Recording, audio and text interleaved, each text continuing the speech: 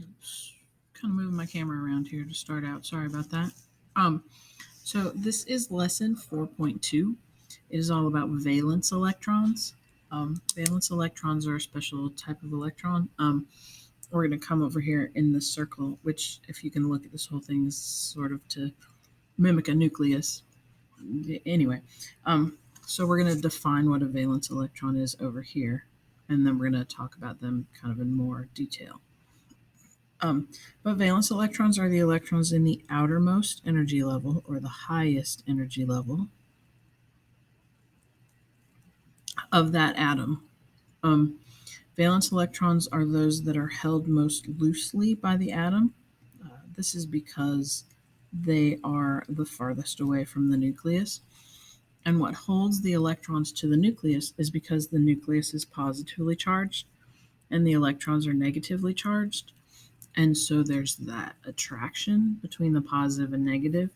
And farther away is there's less of a pull. So the valence electrons in the outer energy level are not held as tightly by the atom. Um, the number of valence electrons greatly determines the properties of the atom. Okay?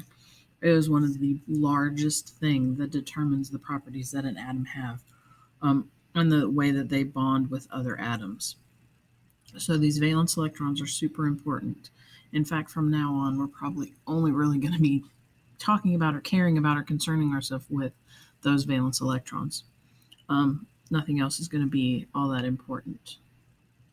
Okay? Atoms in the same group on the periodic table will have the same number of valence electrons most often. That is not 100% the case, but most of the time, and they the group that they're in tells you how many valence electrons that they have, except for those transition metals. I believe I've said in previous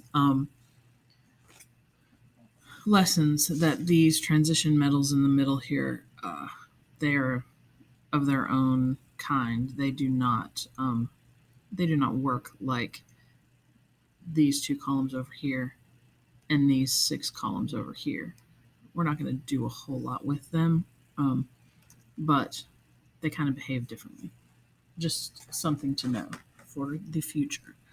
All right, so valence electrons. Let's talk a little bit more about the bonding of them. Well, let's start here in the middle. What atoms want. I think I said this the other day in class, but atoms want to have full electron energy levels. It makes them happy, it makes them fulfilled. Um, so they have those energy levels and they want them to be full. If they have full energy levels, they are more stable. We all like things to be stable. Electrons or atoms are the same way. They want things to be stable. They don't want to react as often. Um, Atoms with fewer valence electrons are more likely to lose electrons. Loses one O, yes. Lose electrons during a chemical reaction. They form a positive ion with full energy levels. And I will show you here how that happens. Well, let's just look at these. This is lithium, Li. We're going to put it right there. You can see in its first energy level, it has 2 electrons. There's one here, I'll color them in, and one here.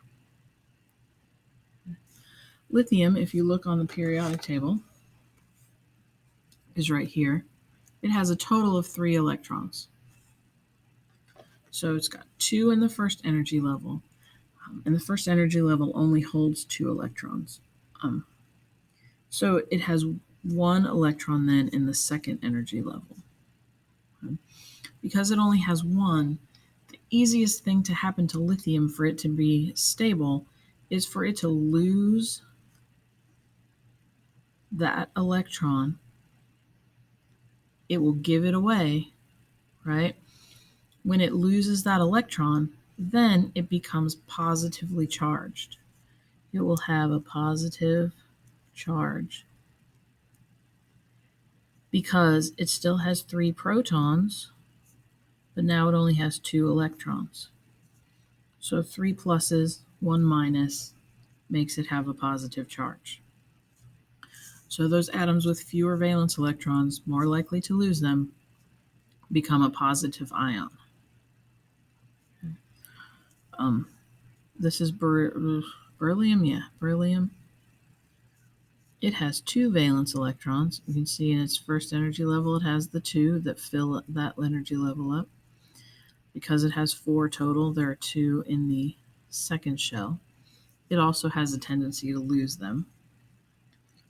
And it ends up with a +2 positive charge.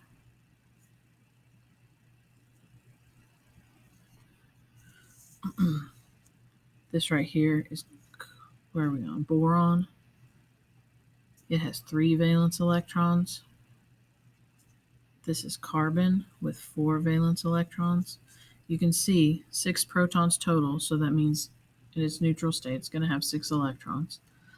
2 in that first shell, 4 in the second shell. And I don't know if this has been said too much before, but a full energy level for the first energy level is 2 electrons.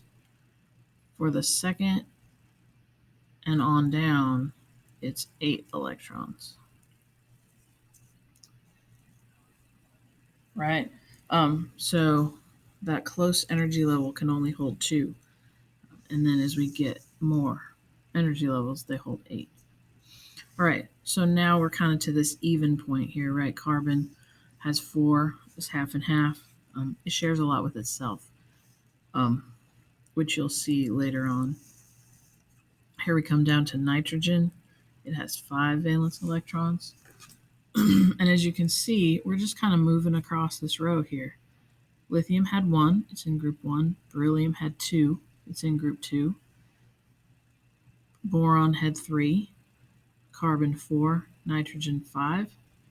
So now we're to oxygen. How many valence electrons do you think it's going to have? We're at oxygen. It has 6. And then as we move across, fluorine is next.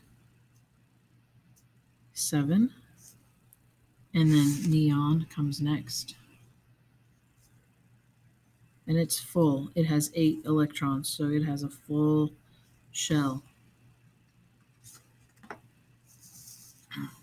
So when we get down to this side here, atoms with more valence electrons, like 5, 6, 7, and 8, they are more likely to gain electrons during a chemical reaction and form a negative ion, right?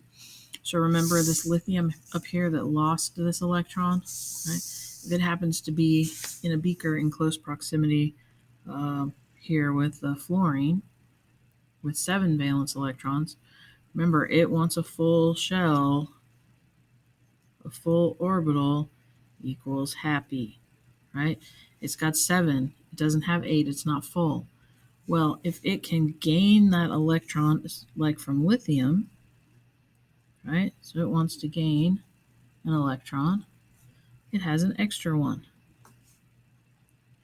That extra one means, in my example here for fluorine, it has 9 protons, but 10 electrons. So it's got 9 positive charges, 10 negative charges, for a total of a 1 negative charge. So it has an extra negative. Same thing with oxygen here. It has 6. It wants to gain 2 electrons. We'll just put one there and one there. All right, so to be full, that means that it has 8 protons, but 10 electrons. 8 positive, 10 negative means I have an overall 2 negative charge on oxygen. So there's that extra charge.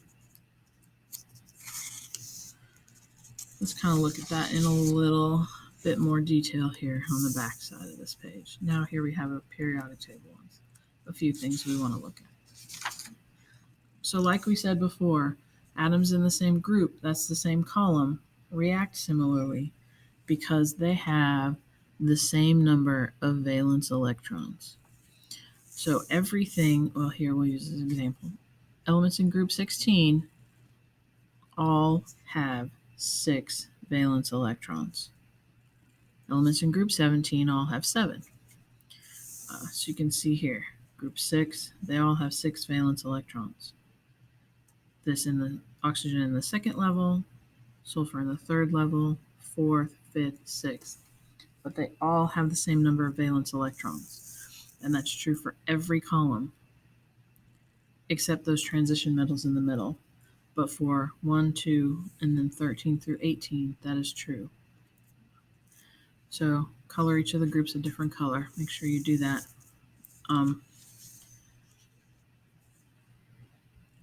So in the transition metals, and then those lanthanides and actinides at the end,